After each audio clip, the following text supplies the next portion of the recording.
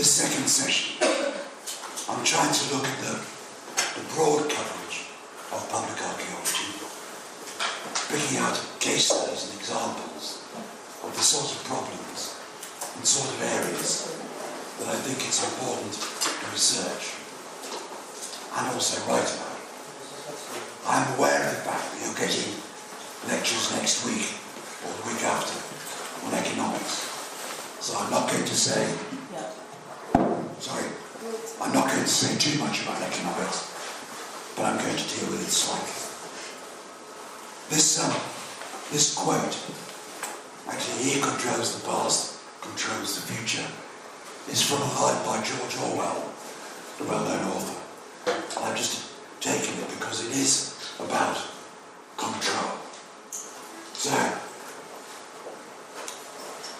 the way we present archaeology and the way we look at the past is something where archaeologists frequently don't play a central role, but they do have real influence. It's often not a visible influence, because much of what archaeologists write about is then adapted, I think it's right, by people who have greater control or greater influence in the way the past is seen. The views of archaeologists will affect how people see things.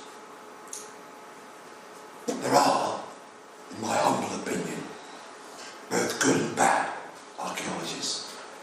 Yesterday I mentioned Professor Kondo working in Japan. I think he was very good. On the other hand, if you look at Germany, before and during the Second World War, many archaeologists deliberately aligned themselves with the then fascist regime. Jan Kuhn is one of the most famous of these. I put him up there. Archaeology in the past, and even today, has both racist undertones for a whole series of reasons. A whole series of reasons connected with how people see their present as to how they might see the real past.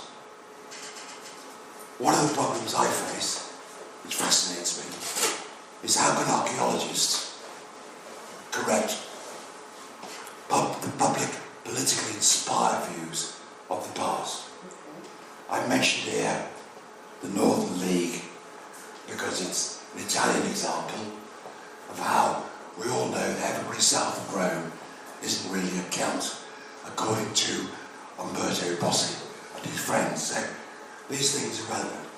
What can we do? Can we do anything?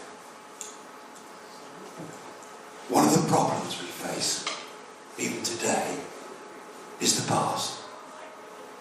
Is the damage that is done both colonially and elsewhere to other cultures and other archaeologists. It amuses me that I come from a country that became imperial and very difficult simply because we got rid of the Roman Catholic faith in 1536. We destroyed the monasteries, we melted down the silver, and that's how we all became Protestants 500 years ago. Now, it's really interesting when we talk about past wrongs and putting right the present. Should we now in Britain give back all the damage we did to the Roman Catholic Church in 1536? Should we reverse the position? Can we undo the past and change attitudes? I don't know. But I'll ask you to think about it after you've left the session.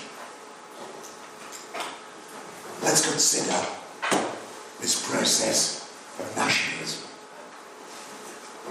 Mao Zedong created the People's Republic of China. If you ever go to some of the more famous sites, like the Great Wall of China, which is an archaeological monument, in the museum there is a piece of Chairman Mao's calligraphy which says, "Build a great wall, out in the 1950s because we use the past to create an image of ourselves, and we use it all the time. In Turkey, I'll stay with Turkey, Mustafa Kemal Ataturk, who is the man responsible for trying to create a secular society in Turkey in the 1920s, and also actually founded the Turkish Prehistoric Society. Ataturk also used the past to create a Turkish image. And then I'm going to talk about the Ainu and the Jomon and Japan, because it's also a current issue. But let me start. Mao Zedong was the man who created modern China. I actually don't think he'd like it today, but never mind. One of his great quotes was that the people should make the past serve the present. He understood about archaeology. He understood how results can be used to create a national identity. During the Cultural Revolution, which none of you will remember, but I do,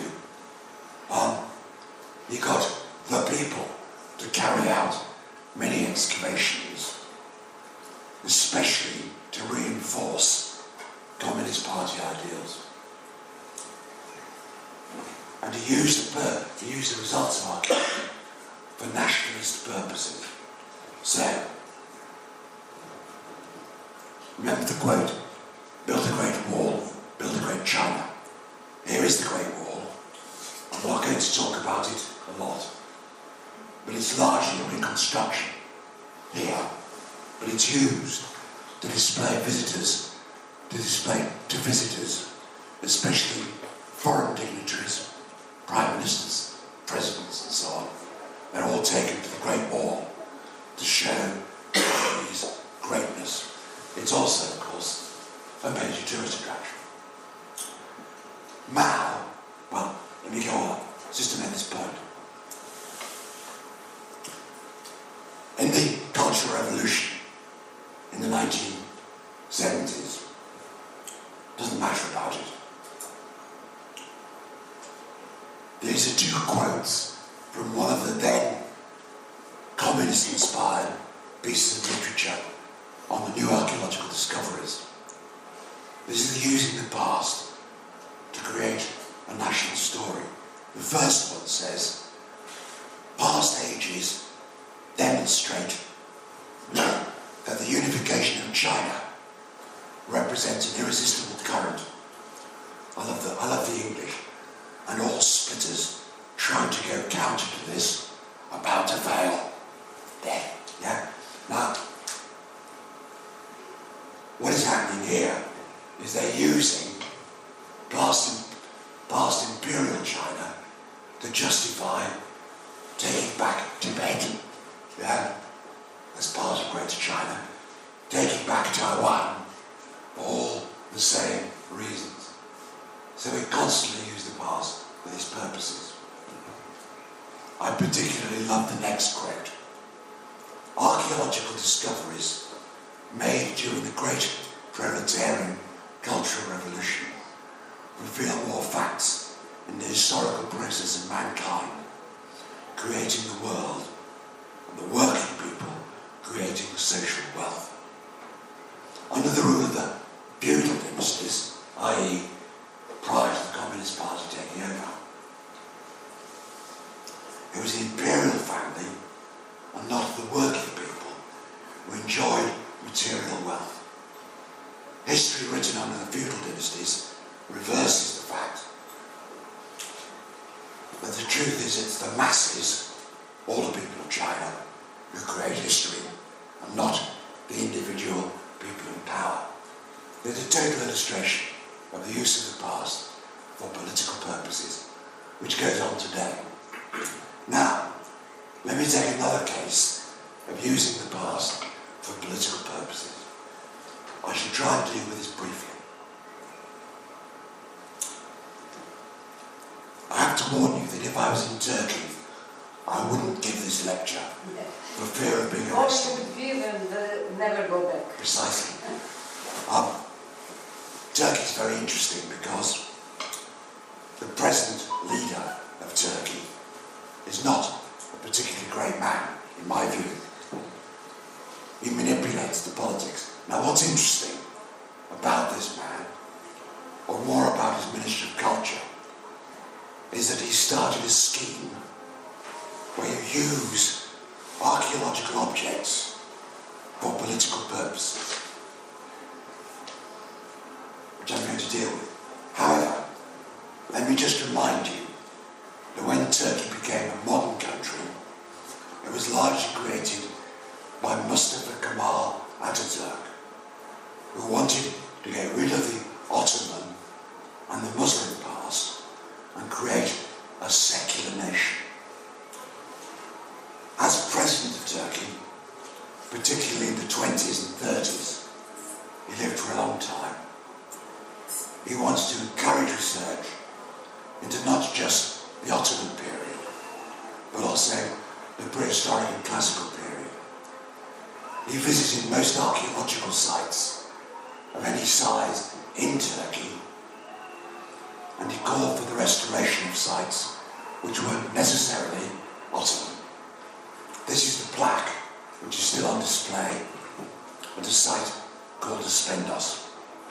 However, as you will know, many artifacts that come from Turkey now reside elsewhere in the world during a long period of looting. So, in about 2005, these are not my figures, I stole them from someone else.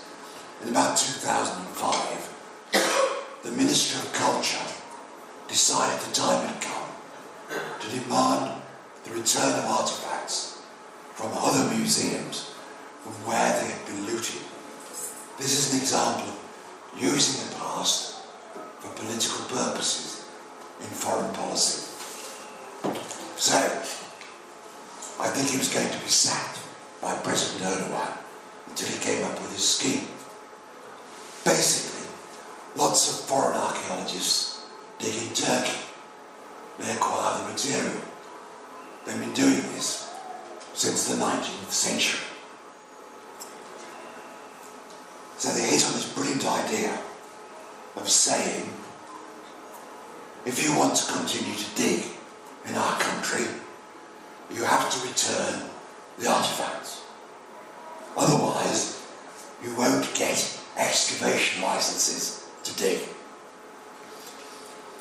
The first thing they asked for is they asked for the return of the Hattusa Sphinx, which is not a sphinx, but it doesn't matter, from one of the German museums, one of the German national museums. As a result, after a lot of negotiation, the Sphinx was returned. Then they said, can we have our excavation licenses? And the Turks said, here's the next list. Then you can have excavation licenses. They are using objects from the past for political purposes. The scheme has been very successful, but it's also been used in Turkey to demonstrate the importance of the Turkish past. So here are some clips from one of the Turkish newspapers. This is the story of the Hattusa Sphinx. You'll see it on the picture up there, which was in the museum in Berlin. When it's returned, the minister stands up and says, looking after the culture of Turkey without discrimination, whatever comes from Turkey's land, they're ours. We keep them in custody for the holy matter. Okay? Give us our stuff back. It's quite a remarkable campaign. So, another clip from a newspaper. Information about the Sphinx. The pictures of the thing going back. There's the minister in the middle saying, if the Sphinx is not returned, all excavation permits granted to Germany will be cancelled. And of course we all know the Germans like digging abroad because it's warmer. This goes in the national newspapers. Most people don't care, but that's what they do with the negotiations. Finally, and most really recently, bear this in mind, in the later newspaper articles, it makes the point that the impact of bringing these things back into museums encourages, please note this, encourages tourism. So they say, look, we've got 25% increase in tourists, and so on, because there is an economic as well as a political purpose behind these sort of activities, which is extremely interesting.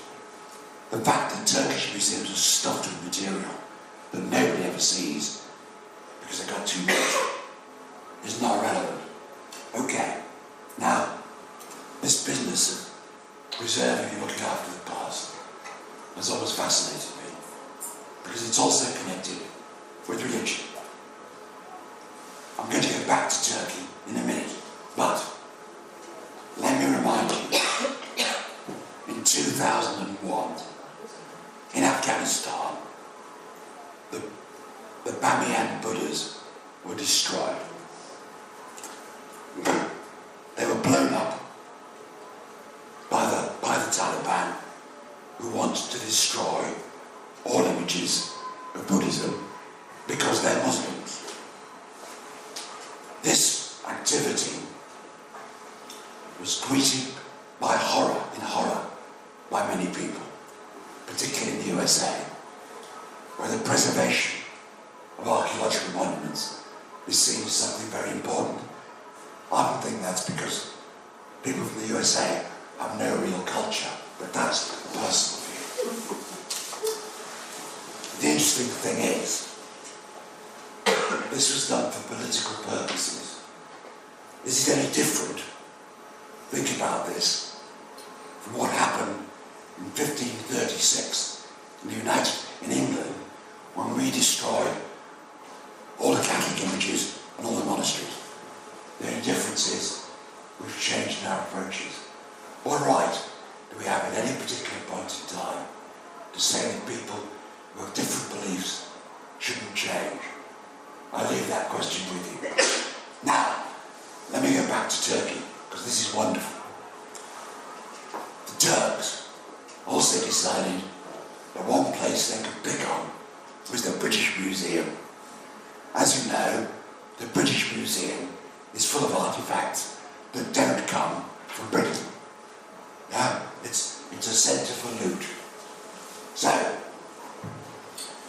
in 2012, as part of the campaign for the return of material by the Turkish government, they went to the British Institute in Ankara and said,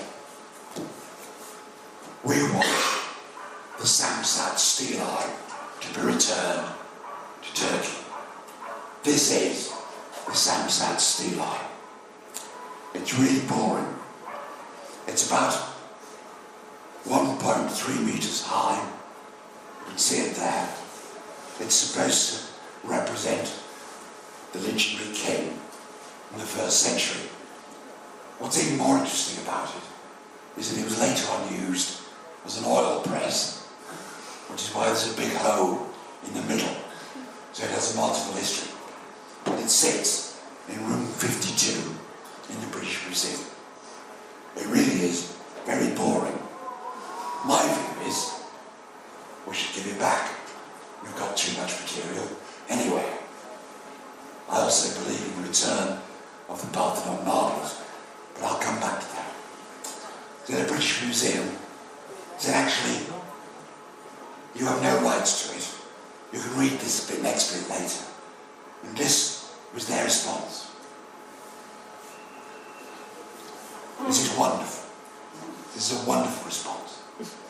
And because this object, the Sann Steel, you could do this for lots of objects, was actually came from an excavation that took place before the First World War. fact, it was moved to a dig house, and up until 1923, the British paid for the guards to look after the material. Now in 1923, the boundaries of Turkey were slightly changed, so the dig house wound up in northern Syria. Yeah? Even though the material came from Carchemish, important site, just north of that new boundary.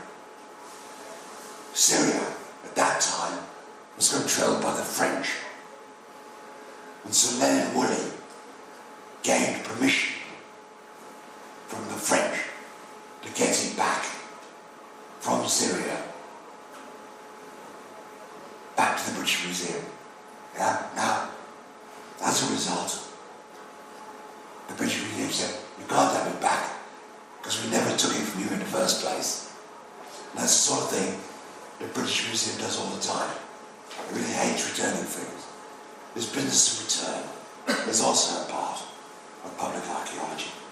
So I thought I'd just mention it because it's a nice example. Sorry, have the British Museum ever returned something? The British Museum has never returned anything. Because it would create a precedent. That's that they have to return everything. That's what they think, yeah? And it's interesting because I've had arguments with previous directors of the British Museum because I'm fearless. And I was told, in the case of the Parthenon marbles, we can't return them because it's against the law. It's against the law. Yeah. My answer to him was, well, why don't we have a new law then? See, it's a very interesting point about using things like this. Okay? So, the most iconic site in the world, I suspect, is the Parthenon. It's an awful place to visit, but never mind. Because remember, the Greeks have been trapped by the British and the Germans into a classical archaeological past, whereas in fact, they're not really interested in the classics. They're interested in the Greek Orthodox Church. But never mind. I'm not going to do Greek history today. The great thing is, the marbles reside in the British Museum. The Greeks have built a really beautiful museum on the site. It's well worth a visit if you haven't been. And inside are pictures of all the marbles. Yeah? I think they should be returned, personally, because the monument still stands. Yeah? We still know where they came from. But remember, we have them because we bought them from the Turks. All these arguments about who owns what are deeply buried in history. The last time I was in the Parthenon Museum, there was this beautiful, I love this beautiful Lego model of the Parthenon. What I really loved, if you look at the bottom picture, is that that's a picture in Lego of Melina Mercouri, the minister, now dead, of culture, in standing outside the front of the model of the Parthenon. Yeah? Because she was one of the campaigners, and it hasn't finished yet, for the return of the marbles. Every year in Parliament, somebody debates whether the British Parliament, whether the marbles should be returned. In fact, people have wanted to return them since they were first acquired in 1815. I use this simply as an example of those complex problems of hanging on to material. So, enough of Greece. Why are we so concerned with monuments? Looking after them and using them. I've argued, first of all, that it's a matter of the rise of the nation state. The nation state represents itself by monuments. So from the 19th century, we've done this. It's a political fact. Also, it's to do with looking at particular fashions and collecting things. So, for example, the British, all the British, including the Welsh and the Irish and the Scots, were tremendously good at believing they had a classical past. So they take huge quantities of loot from the whole of Italy and the Mediterranean, which is now there. Also, collecting and acquiring monuments is very much a matter of what the elite wants to collect. It's a matter of fashion, which in its own right is fascinating.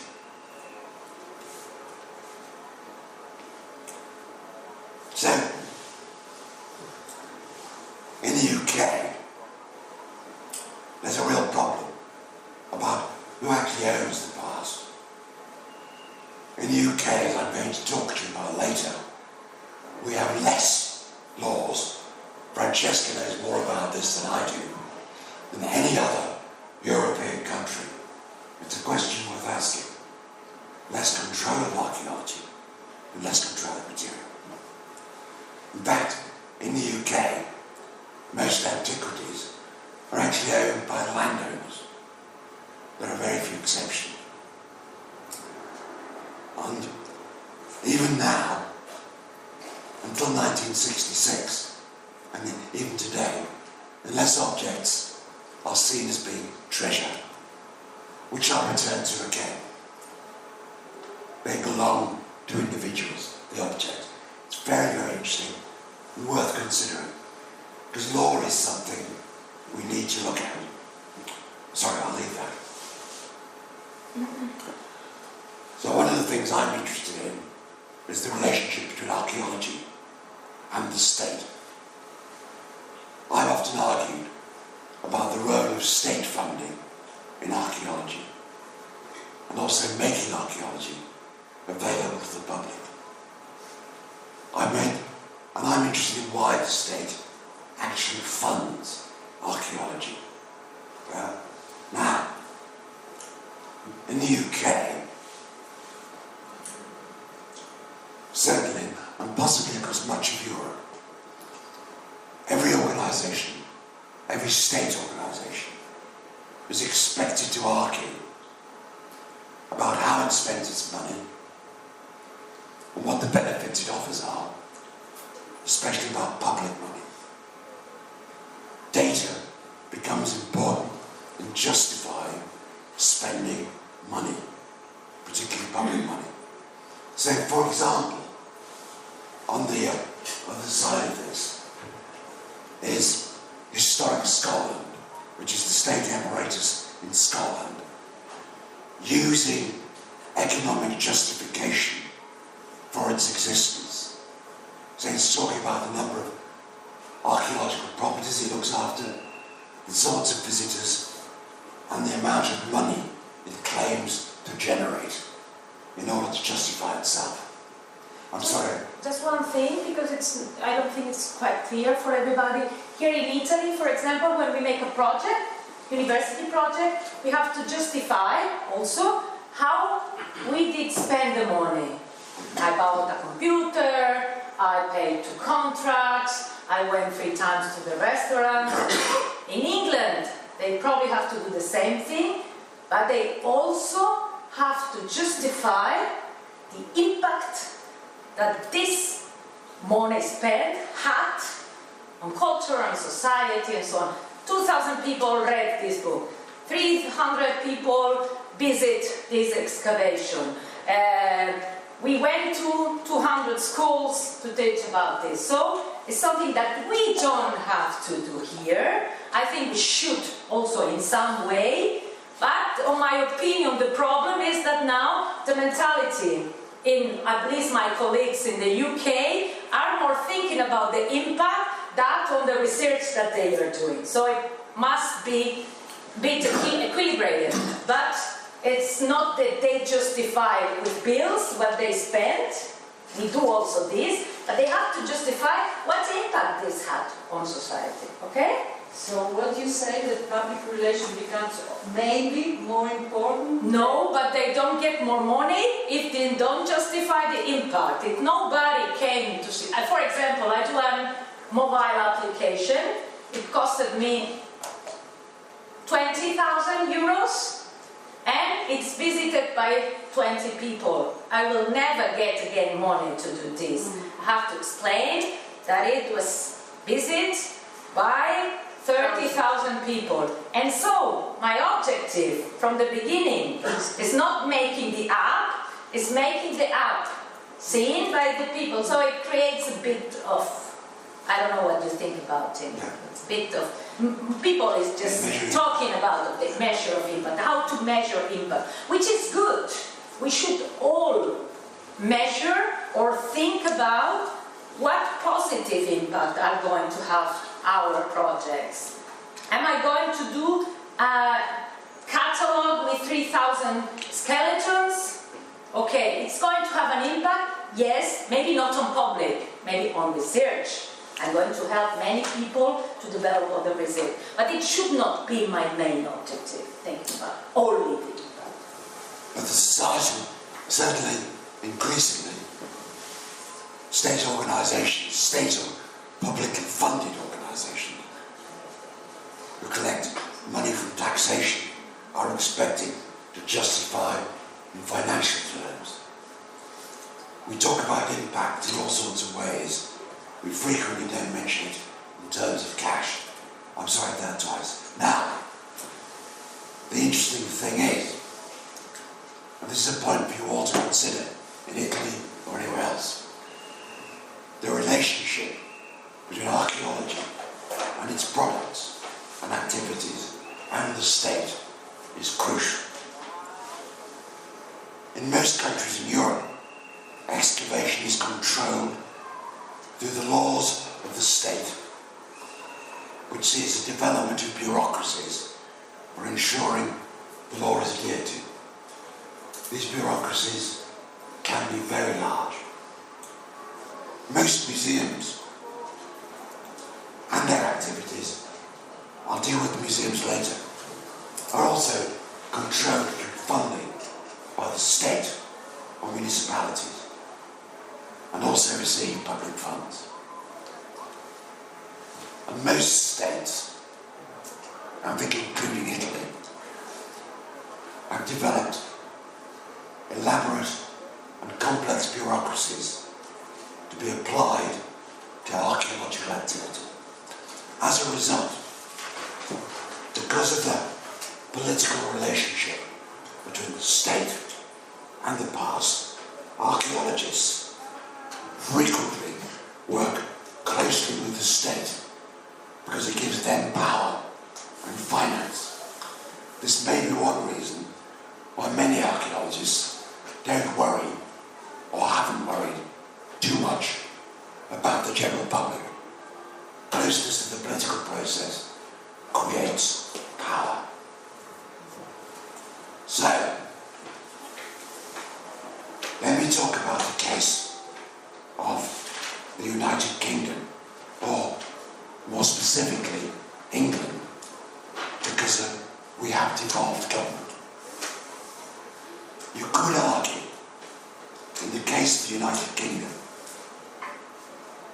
in the past 20 years, government control through state operators, through state organisations, has in fact become progressively less.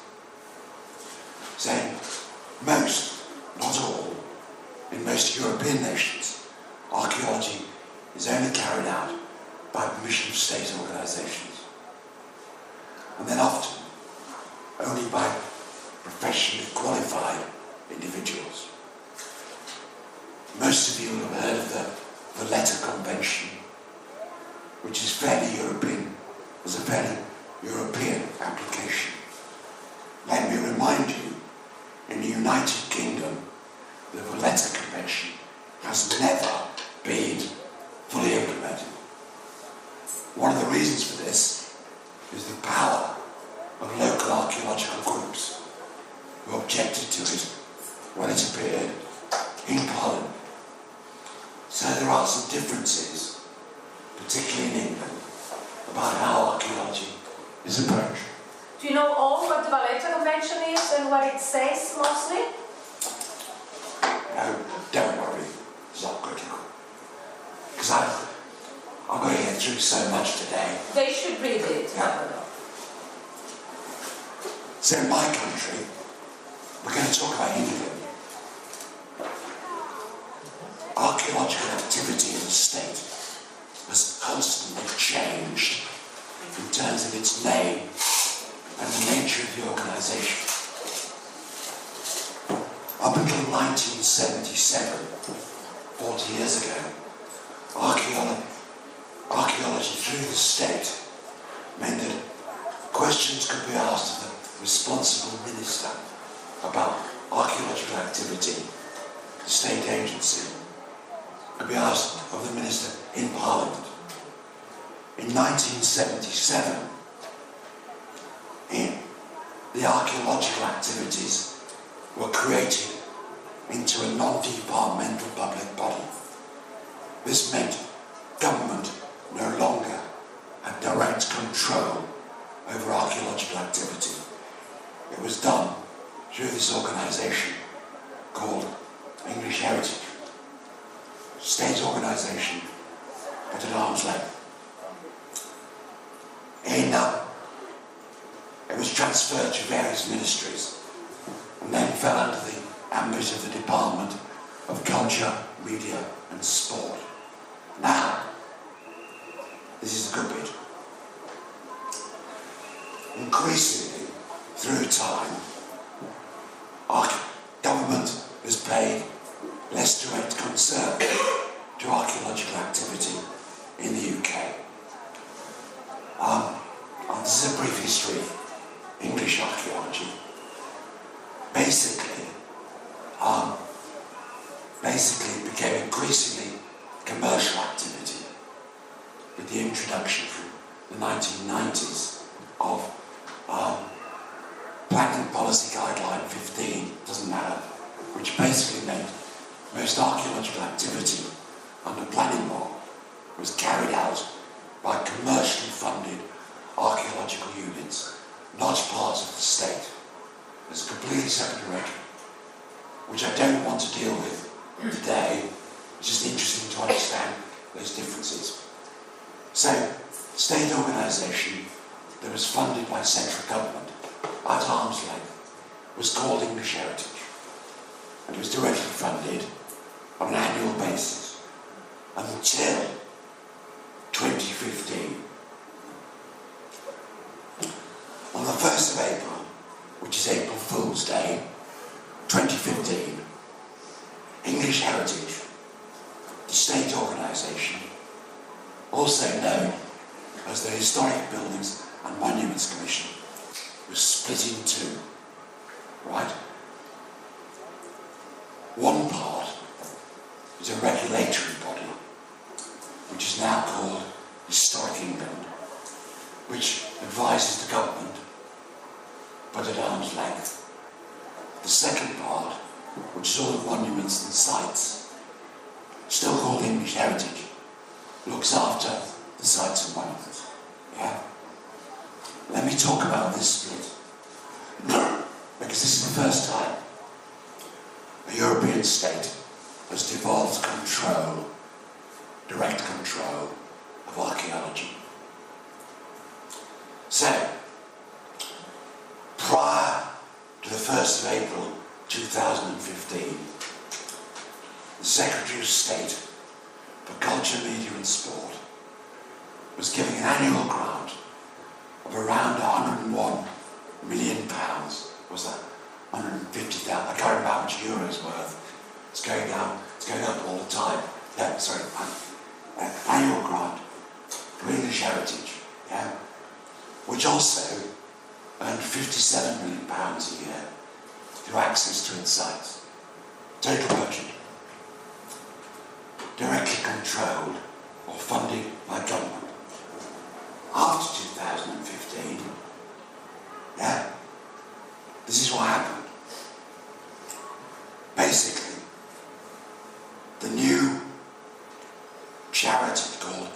British heritage was given a block grant of £85 million and told that by 2023 it had to fund itself. To fund itself? To fund itself? Yes, that as a totally independent organisation.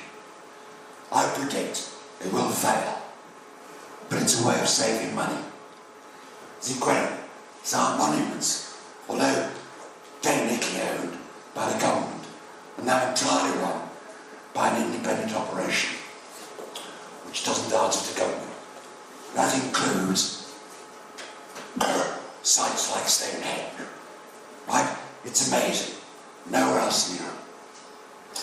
At the same time, there's still an advisory body called Historic England, which still receives direct grant because it acts as an advisor to government. That same organisation is actually also facing considerable financial difficulty. I think this is quite unique in Europe.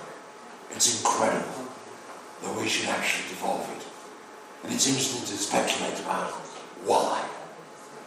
However, what it means is, in England, and to some degree, in the rest of the United Kingdom, the control the state has over archaeological activity is less than anywhere else in Europe, I think.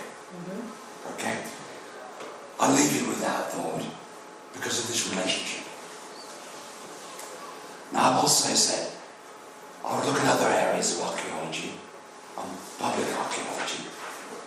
What I wanted to just quickly mention, because I thought I'd like to see some pictures, is the potential for archaeology and well-being.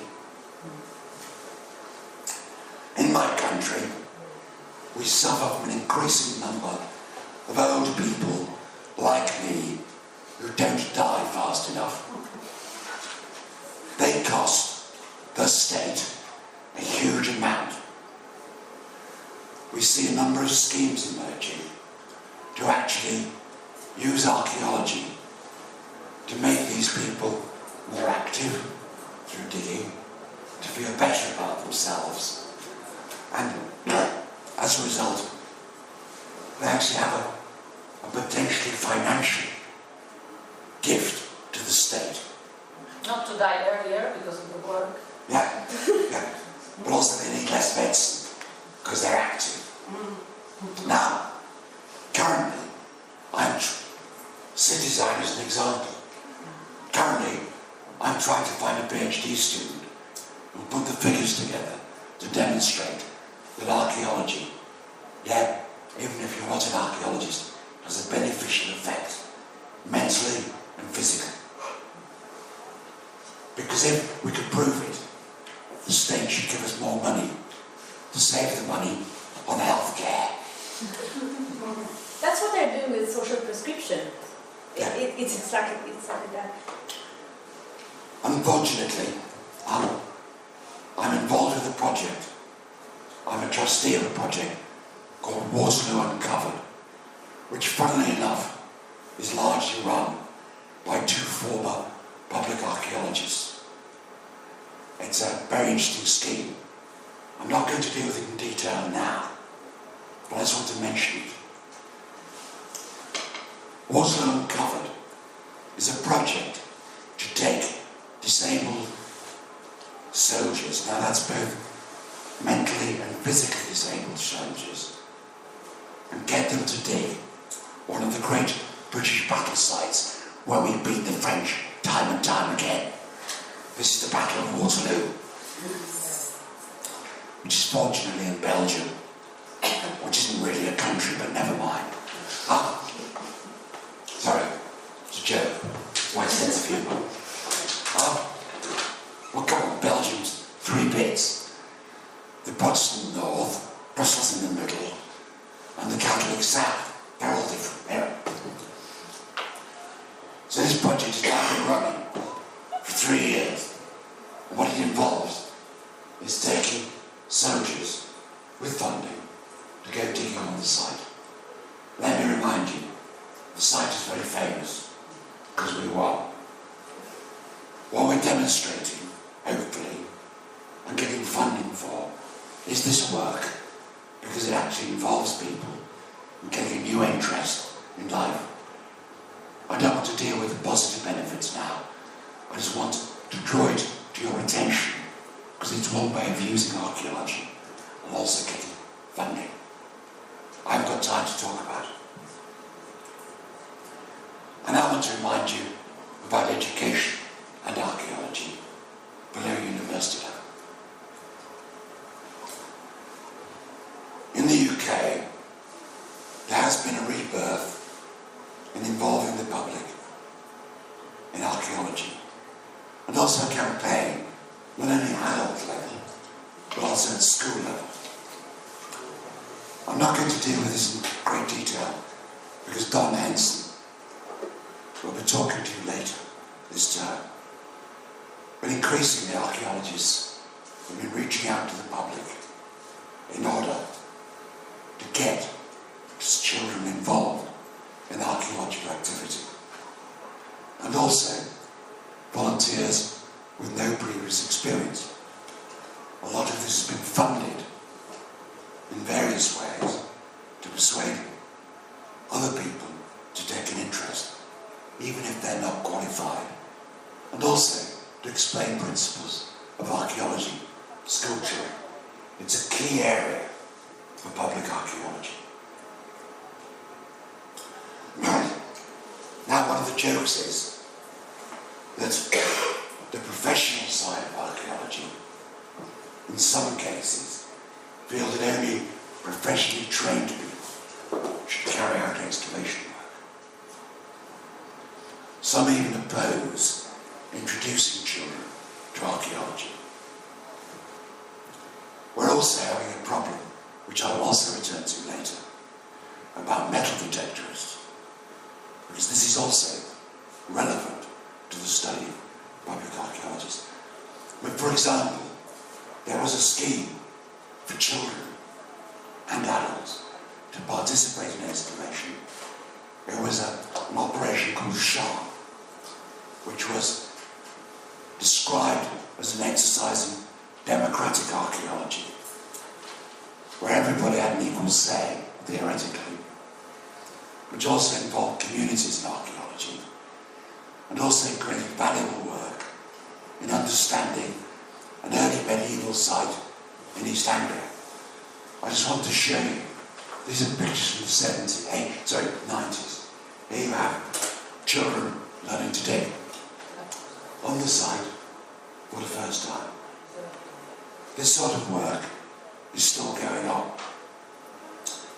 In addition, there are a whole series of education pieces that happen in English museums today, which are increasingly trying to involve children, even though in schools there are less and less examinations which relate to archaeology.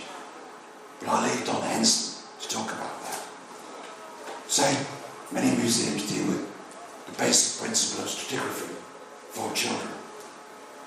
There's a large and has still quite unique centre in York called The Dig, which actually takes children and adults, it was originally aimed at children, through the process of learning to dig. You have to pay to go in, but it's actually extremely popular, and children go in and they play it, go into a dig hut, they play it excavating. It teaches all about stratigraphy and also handles archaeological material and carries out analysis of material to explain the basics of archaeological activity in schools. I think it's great. The next step could be digging. In addition, many groups across the country in England carry out field walking on an entirely amateur basis. I've mentioned here community community archaeology in Leicestershire, because it's a good example.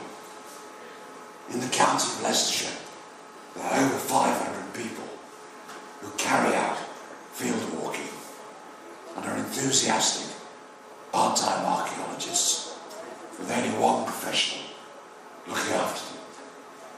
Their work, over 25 years, has changed our understanding of the archaeology of one English county. Yeah? And you can take school children field walking. It's all about recording and carrying out a certain process. But it involves people in learning to look and also to understand the past. I also think, again, a field of public archaeology, encouraging older people to dig is a great idea. I'm also belong to a small society of very old people who are still keen on archaeology. They're all part-timers who live in Dorset. One of my colleagues, a man called Martin Green, spotted a Neolithic henge monument which is being ploughed in Dorset. And he negotiated with this society to excavate part of this site. He had a few problems. He made sure there was a profession. The site was excavated to the highest standards, and it was made up of old people who in a lot of cases had to lie down to dig rather than kneel because their knees had gone. What I'm trying to say is that we can promote archaeology to a wider public without regulation and still get good results, I think. Just a question, how many of you think that it would be barbarity? So I mean, maybe after the lesson of yesterday, many of you start having maybe a sensibility for this, but the first day I asked you about public doing archaeology, you looked quite surprised. So is there anybody of you still who thinks doing an excavation with people without any control is negative? For control, yes. Yeah, but in my opinion, even if there is no control, the only way, so in my opinion, the only thing positive of having control in many excavations for people, I'm not doing all the excavation, but in some cases, is that people learn how to do it. They have to be taught. If there is somebody, they learn better how to excavate. But even if they do some disaster, we archaeologists do disasters all the time. Yes. Much excavation are bad understood. The difference is archaeologists never admit it. Archaeologists never admit it, but what's the problem? If there is some place in which it's not understood quite well, if people learn how to do something, if they get better, if they get happier, if they can relate with each other, there's somebody who thinks it's a barbarity? Well, think about it. Because can I just deal with one other thing now? Because it relates to this. I would like them to think about it, not just to absorb and forget tomorrow. Hey, you mustn't forget. You've got to think about it. Now, yesterday, somebody asked me a question about commercial activity and archaeology. We discussed licenses for anybody to dig in a local hotel or a local site in Italy. One of the things I can't talk about in detail today is an organisation which I regret to say, again, was set up by one of my ex-students. The website is there. It's called Dig Ventures. They've set up an organisation which actually takes people and makes them pay to learn, among other things, to be archaeologists. Most of the work they do is crowd-funded as well. What is most of the work? Most of the work excavation work is crowd-funded. Yeah?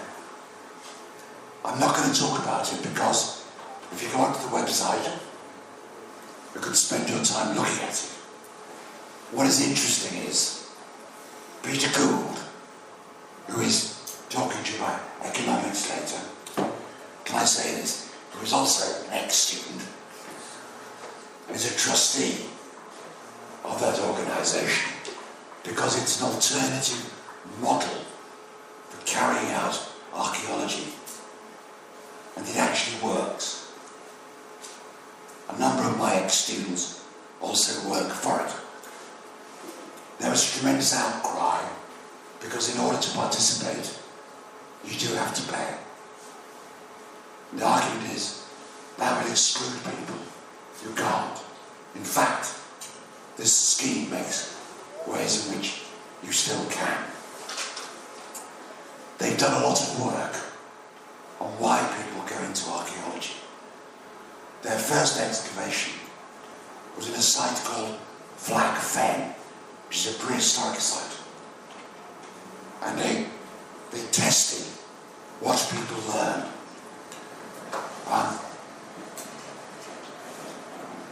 So, these are people who were volunteers. And the question is, what did you learn? And basically, they learned, as a professional archaeologist there, the technical aspects of archaeology. Great.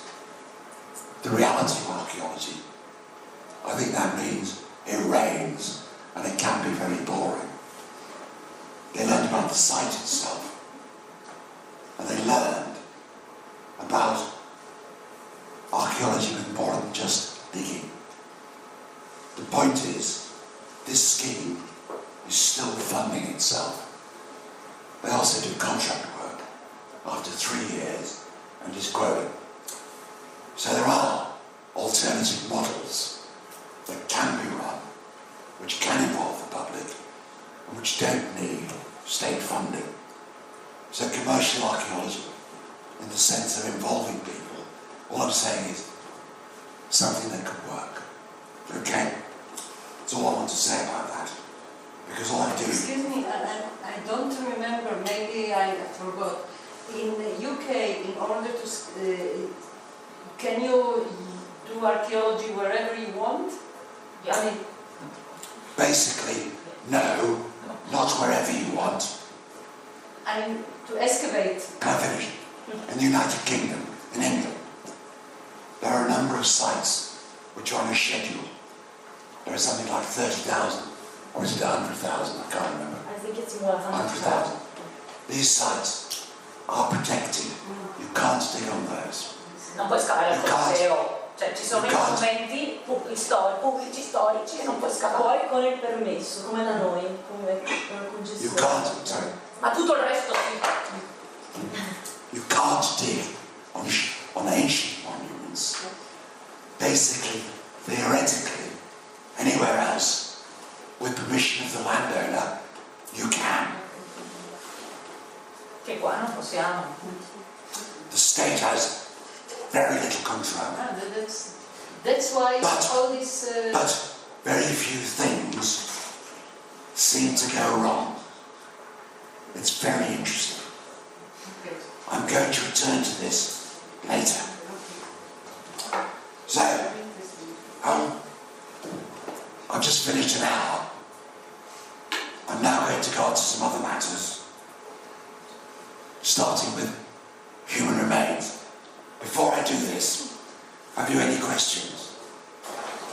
I wanted to talk about how we treat human remains in the United Kingdom.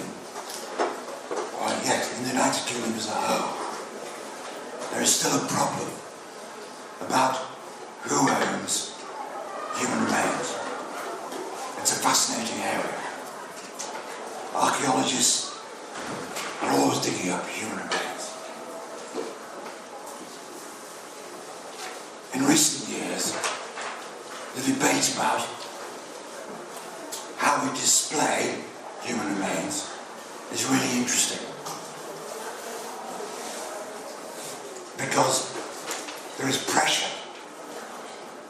in some places, not even to display human remains. And also, within the public, there are lunatics, what I call the lunatic fringe, who have crazy ideas. So, for example, there is an organisation in the UK called Honouring the Ancient Dead. And they go around museums trying to decide whether human remains are displayed with dignity or not. It's quite interesting because all public surveys carried out in museums about displaying skeletons is normally results in about 80% or 90% of the people thinking it's fine to show skeletons. We all have skeletons underneath us. Anyway, so I think Gabe Mashinsky was talking about the lunatic fringe. I'm not going to talk about it very much, but what I do want to mention is this remarkable figure. We're talking about indigenous again. Stonehenge is at least 4,500 years old. My colleague has been excavating skeletal remains. And there are people in England today who claim they are direct descendants and that all these bodies should be reburied. They're quite mad. And it's interesting because they campaign to treat skeletal material differently. It all depends what your views are on the past. For example, in Australia, there's a tremendous move to return human remains, which I am in favour of, because the Aboriginal peoples believe that bodies should stay in the ground. This has never been the tradition in the United Kingdom. So, you can go to museums and you can see human remains on display. Some museum people think this is wrong. I personally think it's fine because it's what we've always done. But it's an interesting area of debate. And one of the people I particularly like, this is wonderful, is a guy who claims to be a Druid. Now Druids, on the picture, Druids never really existed anyway. They were invented in the 19th century. This guy is outside Stonehenge. I say that they should all be reburied as they were originally, and he's a direct descendant. Part of public archaeology is dealing with these people. Yeah? He claims to be a descendant. Well, it might be, for all I know, but he certainly knows nothing about Neolithic burial practices. This fashion, which is a fashion in the UK, for dealing with these things, is just an area of debate within public archaeology. I'm saying no more about it, excepting the Scots. I was recently in the National Museum of Scotland, and the keeper of archaeology said, "Here's our skeleton on display, because we've always done it." And I think it's fine to display human remains, as long as it's within the tradition of the country and the belief system that exists. In the UK, there isn't a problem. In many parts of the world, there is. Now, I just mentioned indigenous people. We discussed this yesterday. Just one moment. Francesca, maybe you know it better, I don't have any idea. Is there any kind of this discussion in Italy about human remains? Sort of. For example, with Ozzi Museum in Bolzano, in Bozen, they, as it's a human body and it's not just a skeleton, but Yeah, I know it. Yeah. We know. No, why it was, yeah. It's perceived as something different. So there is a special level that says if you don't feel comfortable with watching the human body, don't watch it and don't go But to see is the there any mummy. kind of association or groups? Of Not people? with, no, not with beliefs. Because I had some problems years ago, but I did do, so I mostly excavated churches where there are many skeletons. Well, the people always come.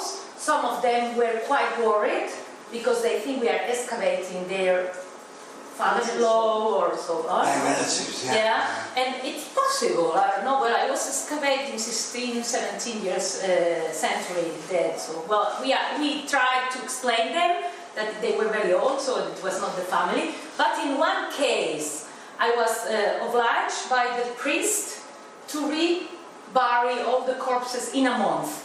So there were maybe 50 tombs. We didn't have enough. We did a general recognition of the skeletons, and then we reburied it all together in a mess with the priest, and he made a very nice panel there saying that Angel. So in that case, I couldn't do anything else, and also I felt obliged morally to do it because they were paying for us the excavation. The priest was very nice, and he asked these things, so I put them inside. But this is also a good subject for the future, maybe thinking, what's the perception of the people on seeing these skeletons in the museums? Maybe in Italy it's seen as something quite normal, but I presume for Catholic people, very Catholic, is a problem. I had once a problem with a student who didn't want to touch at all the skeletons, and she was very anxious. She failed sometimes when excavating.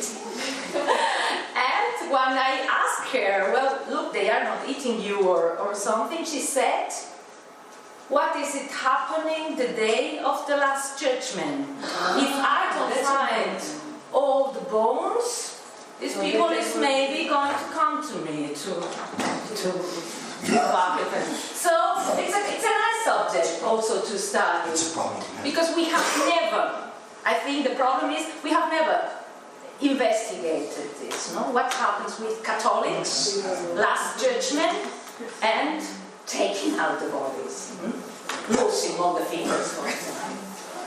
I was going to talk about this in more detail. There's a problem in Israel as well. Oh, a big one. But in general, in Northern Europe, it's not a problem.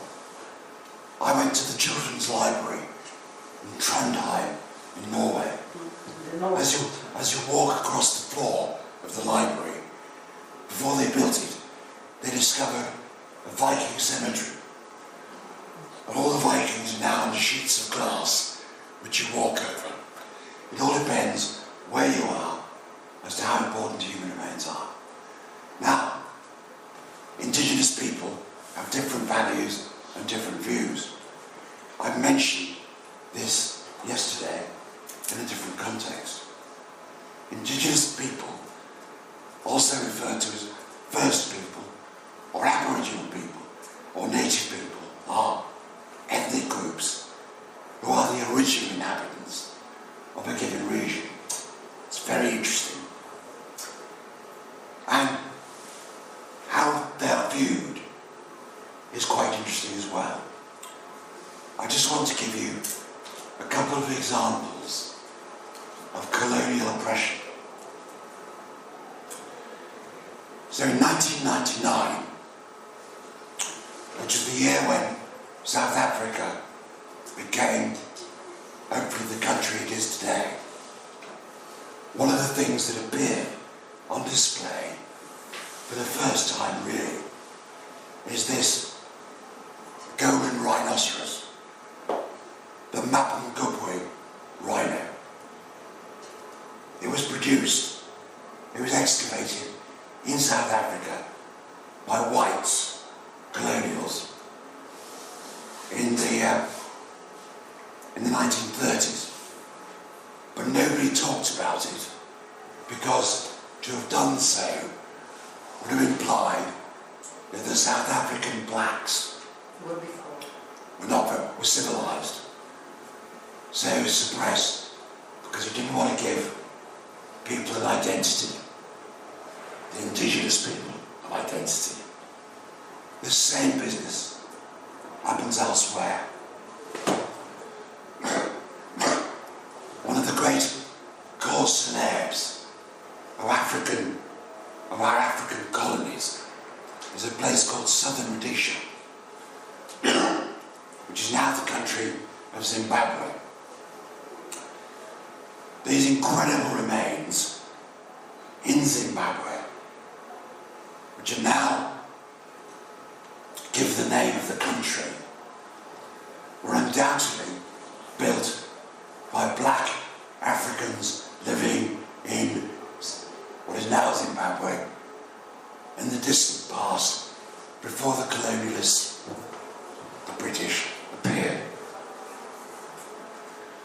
All the way through in the 1960s and before that, and 1970s, the story of Zimbabwe was suppressed by the colonial and white government because you weren't allowed to tell the truth. One of the suggestions was that it was actually built by Arab traders. It's not true. It was an indigenous product. I want to use this one example to explain about the political use of monuments. Here is a quote from one of the archaeologists in Southern Rhodesia when he was trying to explain to people about the significance of these monuments. This is his life. He was told by the director to be careful about talking to the press about the origins of Great Zimbabwe. The museum was in a difficult situation because the government was suppressing the museum from telling the truth, which archaeologists knew about the monument. And this particular individual, you'll see him, was threatened with the sack if he publicly stood up and said, this monument was built by the blacks. He wasn't allowed to talk about radiocarbon dates. And he makes his final statement. It was the first time since Germany in the 30s that archaeology has been so directly censored. The relationship between the state and its monuments is interesting. I've talked about identity as well. So there's just a quick case because I haven't got time. I've talked about identity as well. I live in a small country, and it's interesting how people's feeling of identity changes when they're away from the capital city and the centre of power.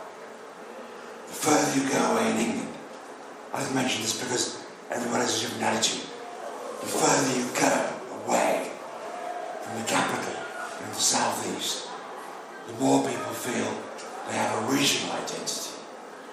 So people in the northeast feel that things in the British Museum should be returned to them for their local museum. It's not something I'm going to deal with today. It's something for you to think about in terms of identity. The other thing we briefly talked about yesterday was identifying communities.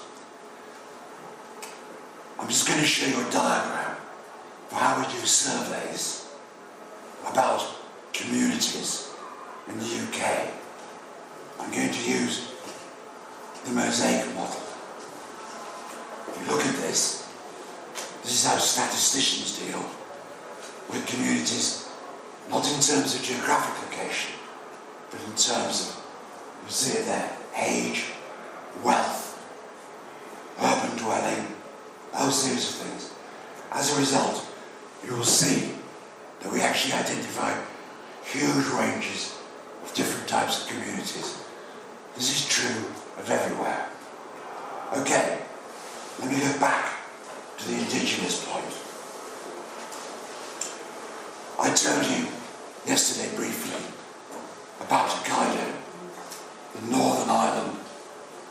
now Japan. It wasn't occupied by the Japanese until the 1880s. The Japanese have a complex archaeology.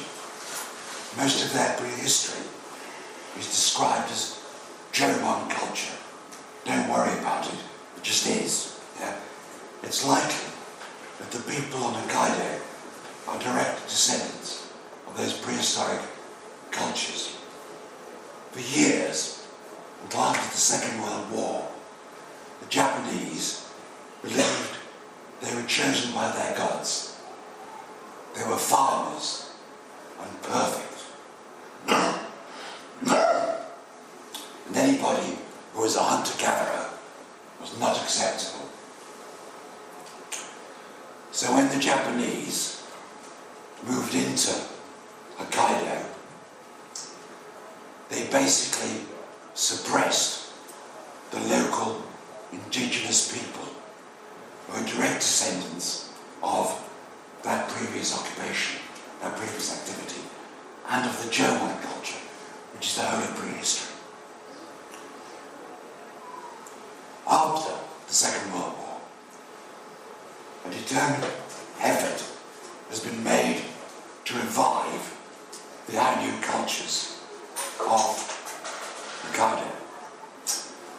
On the left-hand side is a 19th century picture of an Ainu tribesman.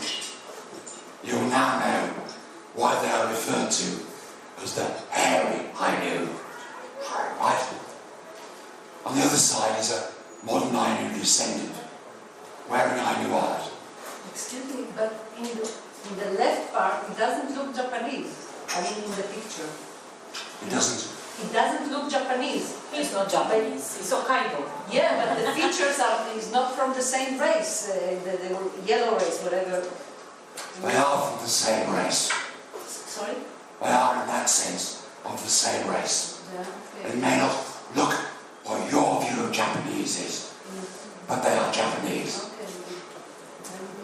Okay. Okay, believe me. Everybody in Japan is actually descended from the Jomon. Believe me. The Jomon produce wonderful pottery. And sort of show you some of it. Yeah? The Jomon precede the Ainu. Beautiful material. Archaeologists are active. They also produce beautiful stone. I love it. I'm a prehistorian. I love stone. It's wonderful. Some of the biggest sources of basalt, yeah, and of high quality flint comes from northern Japan, from Hokkaido. Now, after the Second World War, they made an attempt to recognise the Ainu and actually recognise them as an independent people. The Japanese passed a law which said, through the courts, that they had a claim because they lived in a minority, as a minority group, prior to being ruled over by a majority group, and that therefore they need to be recognised. This is the first place in the world where a nation has done that. And it's supported by the university, which has its own centre for Ainu studies. And these people are connected directly to their prehistory.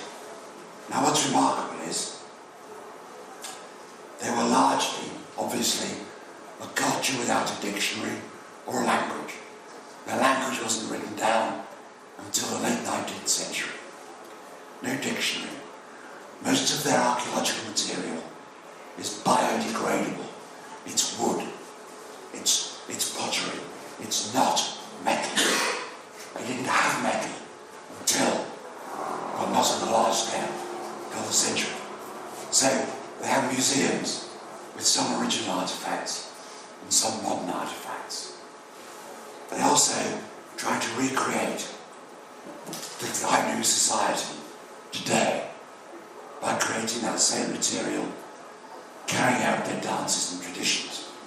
3 generations after suppression. In the 1980s, the Japanese decided to improve agriculture in the island of Hokkaido by creating a huge reservoir. The reservoir was nearing completion. Everything is done from central government, and was going to flood large areas of traditional Ainu sites. This is the dam today. It was largely finished in 1973. There's the final dam. As a result, the Ainu people, helped by archaeologists, took the Japanese government to court for not consulting over the construction of the dam on traditional Ainu sites. At the court, the government lost the case. The court found in favour of the Ainu people. Unfortunately, the dam was already complete. So the judge said, never do this again without consulting the Ainu people and give them compensation for the damage you have done. They got a huge payout from the government and built the Ainu Cultural Centre in the middle of Hokkaido. There it is, beautiful place, where they try and create Ainu culture as it was for visitors to the island. Wonderful displays.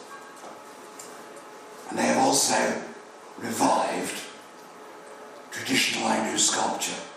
Here is the grandson of an Ainu sculptor still making objects in wood in the same way that they were made 100 years ago. Their sculpture is actually quite remarkable, highly prized, and there are three sculptors who are recognised in Japan for this work. I use this as a case because it shows that indigenous people are significant. And Japan is the only country in the whole of the world that has recognised its colonial past and given rights. And it was archaeologists played a major role in this. And that's why indigenous archaeology is part of the process of public archaeology. I want to turn now. Just one thing to answer her. Questo posto Ainu, cioè dove vivono questi, molto vicino alla Russia. Questi tizi, come diremo noi razzialmente, cioè, sono più simili ai russi che agli orientali che noi ci immaginiamo, però perché anche geograficamente è vicino. And I want to return to ownership of the past. In my country, we know that material is being stolen all the time, not in large quantities. But we have no real way of stopping it, and we don't really bother. In Turkish airports, I'm sorry it's a bad photograph, they tried to arrest me while I was taking it. In Turkish airports, you are warned, and in many other parts of the world, not to export antiquities because it's illegal. In my country, we don't do it. So, who owns the past? Consider it in Italy, consider it anywhere. In the UK, antiquities are owned by a landowner, or if a site is scheduled in some way, or belongs to the church, very powerful. Unless items are judged to be treasure under the 1996 Act, which can theoretically change every 5 years. Now,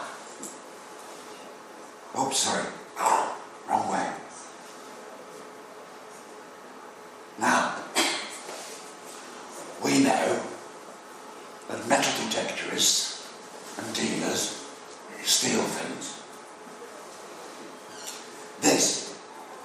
There's a book about it. It's called The Salisbury Hoard. The Salisbury Hoard was illegally excavated without permission of the landowner in 1985. It was purchased by the British Museum, or part of it was, without anybody knowing. In fact, the collection was purchased from the former treasurer of the Conservative Party, who was also a trustee of the British Museum, who was dealing. The hoard was stolen illegally because it was stolen from land without the landowner's permission. The finders of this collection, who sold it illegally, were eventually prosecuted for trespass. They were not prosecuted for anything else. It's a very famous case, which is dealt with in a very badly written book by Ian Stead. It makes the thriller into a very boring book. But it was important because it demonstrates looting and collecting happens everywhere. In that book is the way in which that collection was subsequently sold and bought, even by museums. Some of it wound up in Japan, some of it wound up in the USA, and some of it's disappeared. Point is, what do we do about illicit antiquities and preserving the past? My country has very few laws. You have a lot of laws.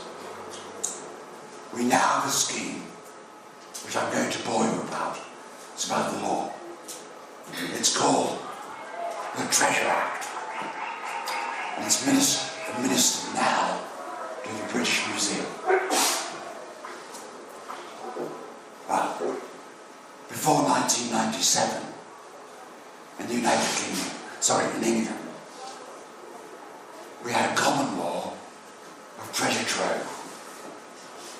Basically, the common law said that anything that was gold or silver had to be reported to the coroner, and on the advice of the British Museum, if it was made of gold or silver, buried with the intention of recovery, and the original owner was unknown, then it could go as treasure trove with a reward, normally to the British Museum. Occasionally, things that were declared treasure were offered to museums if they could afford it, because there was a reward. It was valued at full market value by dealers, and all of the fines generally were given to the landowner. This is in the 20th century. There were problems. First of all, only a small number of objects of gold and silver were actually declared treasure trove. Sorry, it's not working. Secondly, many fines were never recorded or reported. Thirdly, votive deposits weren't eligible burials. And only gold and silver objects were declared treasure. Things that weren't treasure, even if they were part of the discovery, were not treasure trove. So pottery, anything else, bronze, wasn't treasure trove.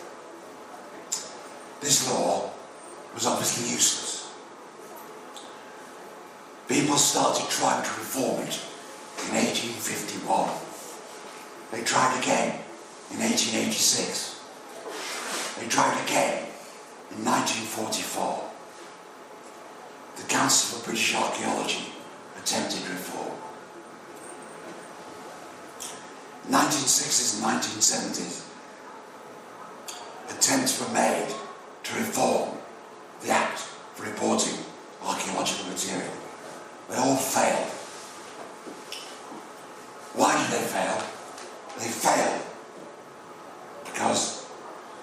vested interests of landowners, the church and others opposed it in Parliament. And more importantly, by the 1960s, so did the metal detecting lobby. I call them treasure hunters. We're now encouraged to call them metal detectorists. They were immensely powerful. They were also very clever because they formed clubs nationally and actually made one of our Prime Ministers president of the National Metal Detectors Club. Archaeologists don't know how to do politics. 1977, there was a treasure trove reviewing committee. No recommendations were accepted. And then, in 1993, a case that gained national recognition at a site called Wanborough in Surrey, where the site was looted, both of Iron Age and Roman coins. There was a temple that was looted by organised metal detectorists who got so good they even hired a digger to take all the soil from the site in lorries and get the good stuff out later and sell it. One local person in Surrey started his own campaign. It wasn't the archaeologist, one individual, to stop this happening. As a result, because he was politically well advised, a new bill was produced on reforming treasure trove. The bill was introduced in 1994 by the Earl of Perth. It was largely written by an old friend of mine called Roger Bland, and the aim was to reform it. Because metal detecting is legal in the United Kingdom, England and Wales. If you have permission and you don't go unscheduled archaeological sites. 95% of all recorded finds of treasure, 85% of PAS finds, I'll come back to that, are actually found by metal detectorists. This is different from most European countries. In the UK, there are probably 9,000 active detectorists. When the bill came forward, there was huge opposition to it, which is by and large suppressed. Different interest groups. I was involved in this campaign. My colleague Roger Bland talks about this. It's going to stop individual freedom. MPs were pressured. The government started a dialogue. I won't dwell on this, but I'm always reminded, as I'm an advisor to the scheme, I am one of the people who opposed the bill. I opposed it because I didn't think it was tough enough. I believe all metal detectorists should be shot on sight. In fact, the bill failed to be passed on its first attempt. You know this story, because I stopped it by having it stopped in Parliament through my own contacts. Archaeologists should understand politics. This is not a story for today. The bill came back and was passed. It came into being. It only applies from 1997. It isn't retrospective. It redefines treasure. All objects other than coins, at least 300 years old, with at least 10% silver or gold, are now treasure. All coins of the same finder treasure. All objects in association are treasure. Exclusions are natural objects, etc. The word works in England, Wales and Northern Ireland.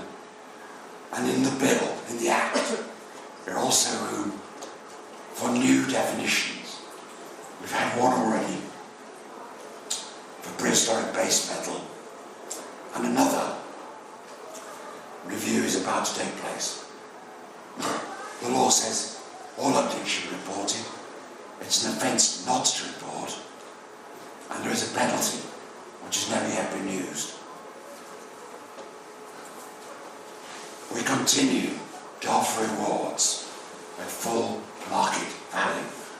Unlike most European countries, it's crazy.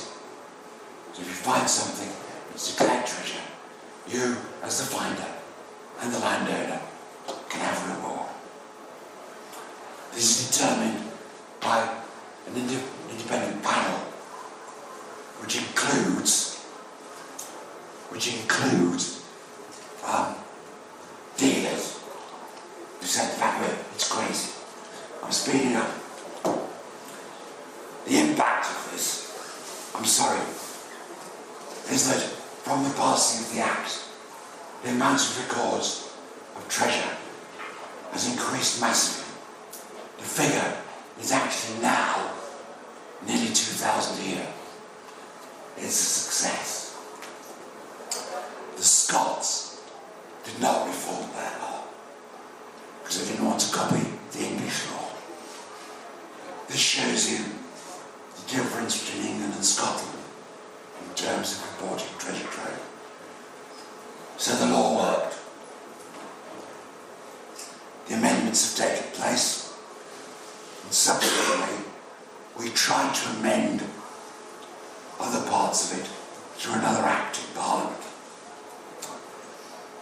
We failed to establish, although this act was passed, it hasn't been put into effect yet, because the government hasn't actually done everything. I'm still working on it, but it hasn't been implemented fully. Now, as a result, for example, this piece of artifact in my country, it's the Corso Public Archaeology. These are the remains of a Roman legionary parade helmet. It was found in over 1,000 pieces. It's from England, it's from Corso Public Archaeology. But it isn't treasure. It belongs to the landowner and the finder. As a result, it was conserved without anybody knowing how it was conserved. All the pieces were put together, right? All the pieces were put together to create this. We don't have the documentation. And it was sold at auction for £2 million to a private dealer. We still don't know who owns it.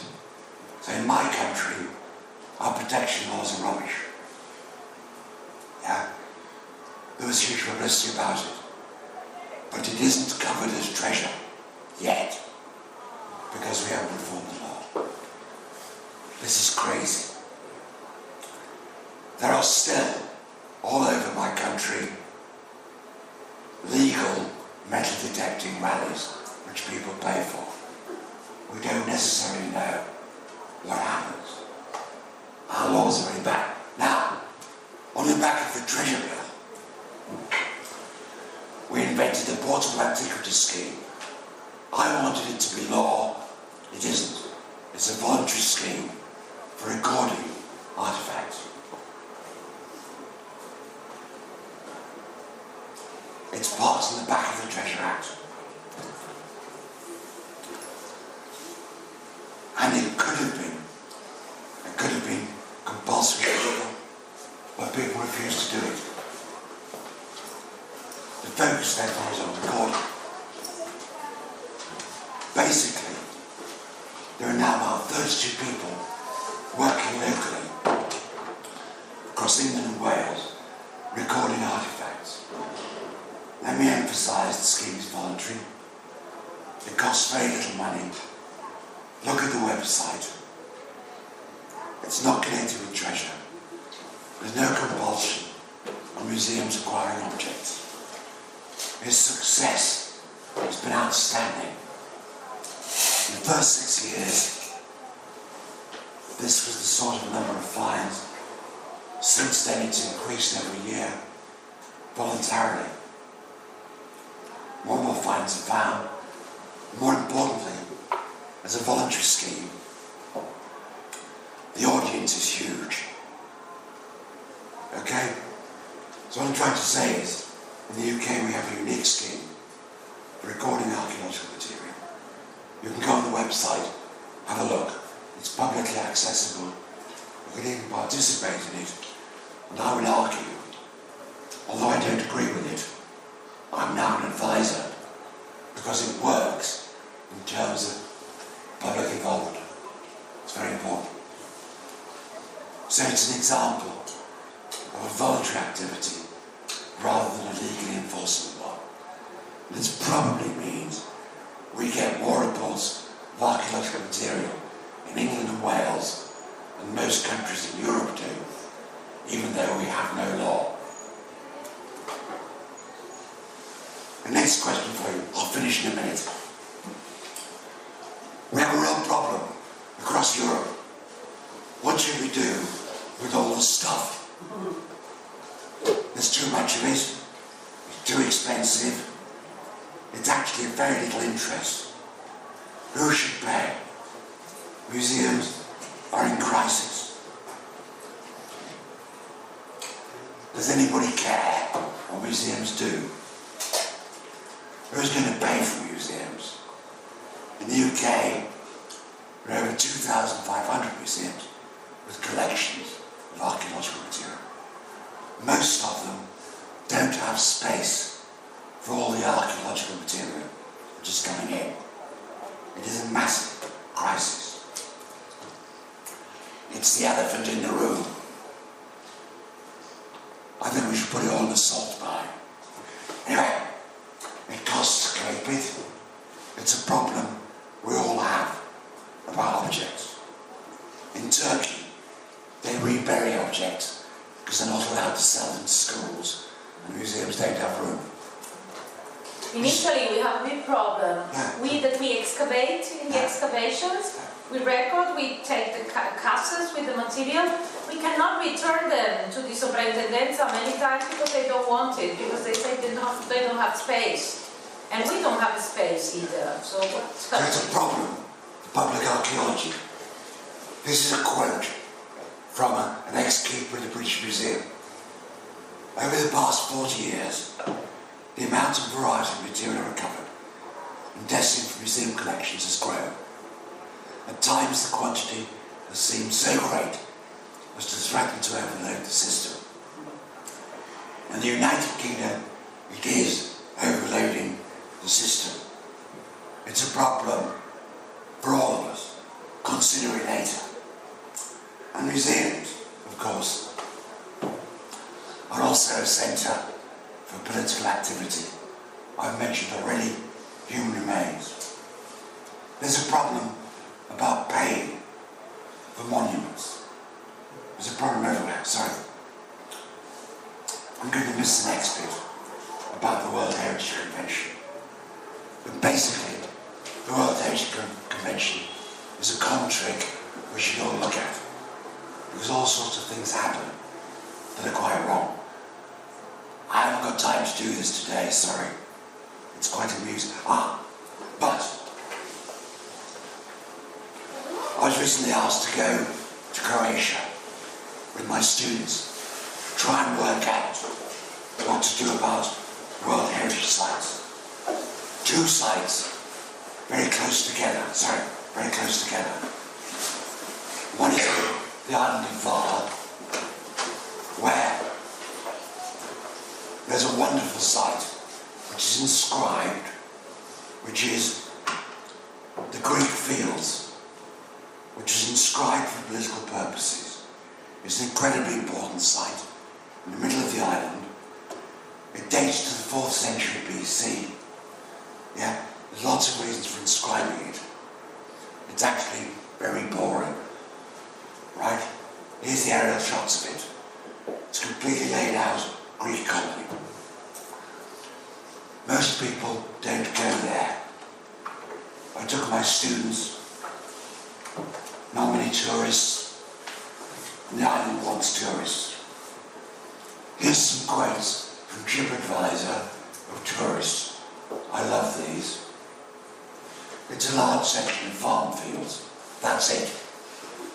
There's a small outbuilt and stone walls. That's it. It's in the same layout since colonisation by Greeks. It could be anywhere. They've got some wonderful, paid for, over-designed labels which most people never see.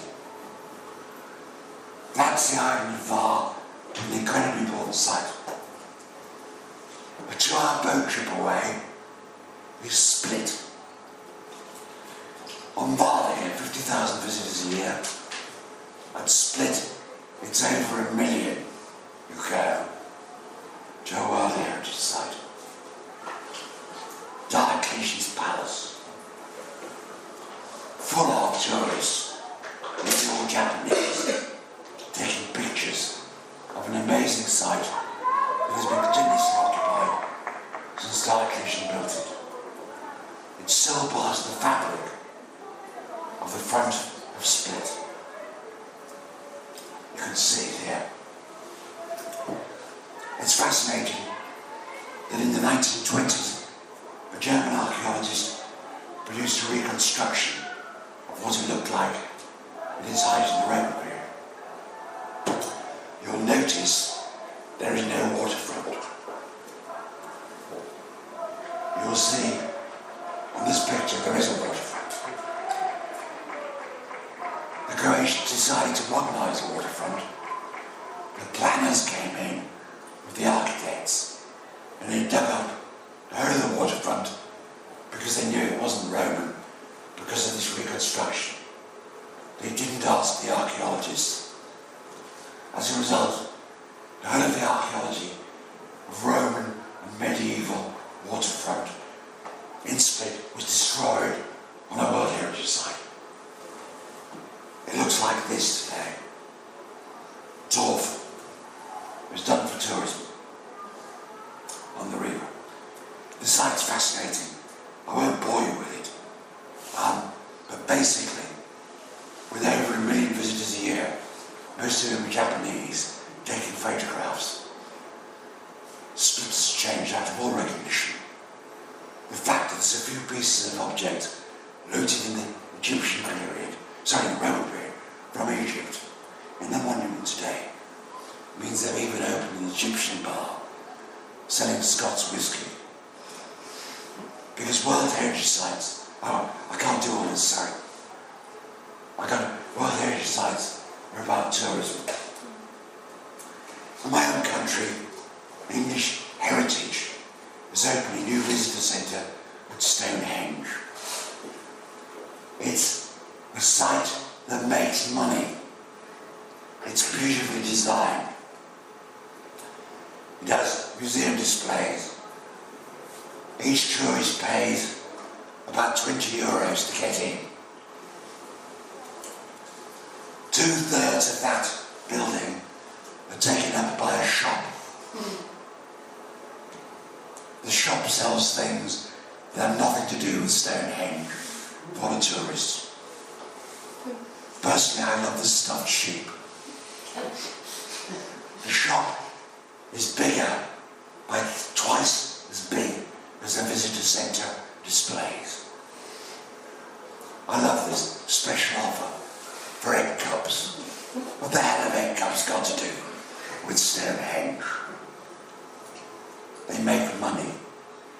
They even sell replicas and Stonehenge mead. They sell replicas of prehistoric pots. There's an Italy pot, priced £250, €320. It's crazy. The site makes money for tourists. Outside, they have some terrible displays. The visitor centre is on the far left. You pay paid your 15 pounds, 20 euros. In order to get to the site, you have to get a bus. You can't walk because it's so far. When you get to the site on the bus, you then walk to Stonehenge. Most tourists never actually get near the site because it's closed to the public. They take photographs from a distance. I, of course, can take my students inside by paying extra money for them to see it. The site is about making money. I'm getting along seriously lectures on economics. Let me remind you, archaeology, it's the economy. Quote from Bill Clinton. We need to recognise that we have to take into account economics. Archaeology can make money, it also costs money. We need to get this together. We can make money. The most successful site in Britain is the York Viking Centre, which is now over 30 years old, its third iteration. Tourists go all the time. I think it's terrible, but it actually employs more people in York than any other industry, and it keeps the local archaeology running. Their shop is so good, it sells no literature, it only sells knickknacks for tourists. They got rid of the books. They now sell Viking coffee, Viking mead, and anything else they can think of. Economics, I'm nearly finished, isn't complicated. One of my students, who's now a consultant, went to a remote museum in Scotland called Kilmartin, which opened in 1998. It's in the middle of nowhere. He went because he wanted an idea for his MA. And I'd promised to write an economic impact assessment for this museum in order for it to survive. But I'm very lazy. I never bothered. I got him to write it. And he turned it into a PhD. He's not an economist. Economics are not rocket science. The area is beautiful. Wonderful monuments. Prehistoric made.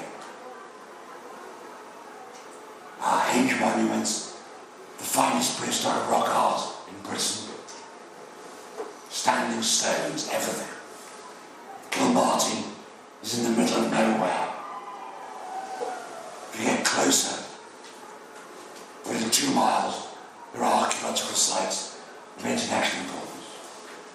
Nobody knows about it. So Paul did an assessment on the site. It was very easy. He got the figures together. He took everything into account, including the shop, the cafe, and employment. He worked out a multiplier. And he was able to show that this museum generates locally £5 million a year to the local economy, which is multiplied to 6.4. It probably supports 327 people, not directly in the rural economy. Its direct impact, that's the claim. The museum's direct impact is worth £1.57 million. In other words, he demonstrated, as an archaeologist writing a PhD, that he made money. What I love about this is Historic Scotland and the Scottish Government now uses his figures to demonstrate the importance of archaeology for tourism. And he doesn't know about it. So my point is, he did this with very little real data. The point is, archaeologists, anybody who's an archaeologist can do this. We shouldn't leave it to others. need to understand business planning. It's not enough to show up for a job. You have to have a business plan. This is a joke. I now leave you with a drink. Thank you very much for listening.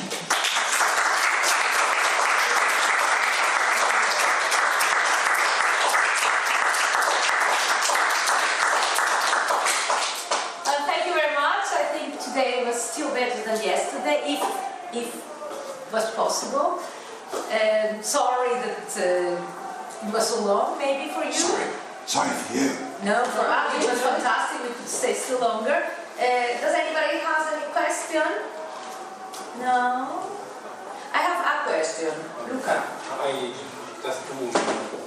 just want to say that in Ireland there are a very similar site in Grange, North. There are a visitor center in the center of nowhere, and you have to go to the center to take the bus to go to the mound. There are three mounds in the visitor center. You have the shop, the restaurant, a mini museum, and personally I spent a lot of time and a lot of days in that place because there was a lot of things interesting and that make money. Yeah.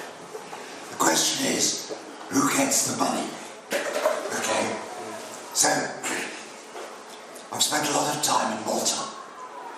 Malta and Malta. Malta. I calculate that the archaeology, in terms of the tourist potential, for staying, for hotels, for everywhere else, is worth nearly 3% of the total gross domestic product of Malta. And I want the archaeologists to say, why don't we get our share? Why does it go to hotels? Why does it go to tourist organisations?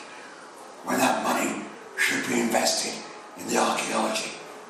It's us who need to get the money by making the argument, which is why we need business plans. I think archaeologists are quite, I wouldn't say stupid, but we are leaving other people, other professionals to do things we should do by ourselves. But we are like, not me, but many archaeologists feel disgusted of the idea of doing things to win money, are leaving these things to other professionals like tourists or other ones, and we are losing the opportunity to gain from what we do, and sometimes to gain local communities and not multinationals, big hotels and so on. Sorry, let me just mention this. The museum at Kilmartin, a school trip is 4 children in a taxi. It's a very empty area. When they opened the museum, they refused to let the locals in unless they paid. Big mistake. Okay. If you go to Stonehenge, most people who live in the nearby town never go because they don't want to pay. Involving the local people is essential, but it's something we need to do. I think many of you probably will finish working in archaeology. Many of you maybe discovered that real archaeological work, excavating, is too hard or too boring. For me, it would be really too boring to do this all my life. And you have now is the moment, I think it's a good moment because of the crisis, of finding a new profession. I mean, explaining people what archaeology is, explaining people what you do and how you do it. It's great, but you have to find the way to do it in a new way. There are many, I don't think just about tourism, but tourism is of course one of the main future of our countries, of the Mediterranean countries, and we think maybe always of a mass tourism, but there's many people, professors, intelligent people, people who want to know, not always high economical level, but people who want to know more and to do things differently. And this is a wonderful opportunity. I'm knowing many people who is creating small companies of new ways of doing tourism, which implies the knowledge of heritage. Why not making also an excavation with the tourists? Why not? I mean, I think it's the opportunity to create new professions right now. But it's you who has to. But it's not. I would say it was it's a chance to extend what you do, to think outside the box, to survive. I want to say something to you. I used to run a lot of museums, 13 or 14. I have always opposed charging for museums, but I recognise that if they're going to survive, we have to charge. The question is, how do we involve those who can't afford the charges? Because in an egalitarian society, I'm not a communist, but I believe in it, we have to allow provision for everyone, for all people, because not everybody can afford to pay to go digging. It depends on the cost. If the cost is cheap, I can tell you another, this is very interesting. We dig in Castel Seprio. This is a very famous site in northern Italy. It has two different sides. It's the same city, but it's divided in two sides and two owners. The one is a private institution, fine. The other is the state. The state part of Castel Seprio is bigger, it's nicer, it has many things to see. If I had to choose one or the other, I would go to Castel Seprio. Castel Seprio is free.